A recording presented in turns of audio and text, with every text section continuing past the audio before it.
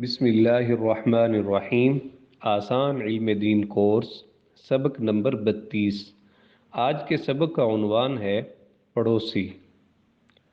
آج کی آیت کریمہ: اعوذ باللہ من الشیطان الرجیم، بسم اللہ الرحمن الرحیم، والجار ذی القربى والجار الجنب والصاحب بالجنب۔ ترجمہ: اور قریب والے پڑوسی، دور والے پڑوسی اور ساتھ بیٹھے ہوئے شخص کے ساتھ بھی اچھا برتاؤ رکھو۔ تو اس آیت کے اندر پڑوسیوں کی 3 اقسام بیان ہوئی ہیں: قریب والے، دور والے، اور یا پھر ساتھ بیٹھے ہوئے یا کھڑے ہوئے۔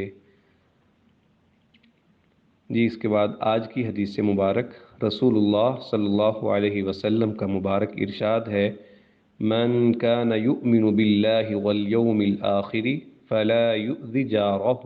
ترجمہ: جو شخص اللہ اور قیامت کے دن پر ایمان رکھتا ہو وہ اپنے پڑوسی کو تکلیف نہ پہنچائے۔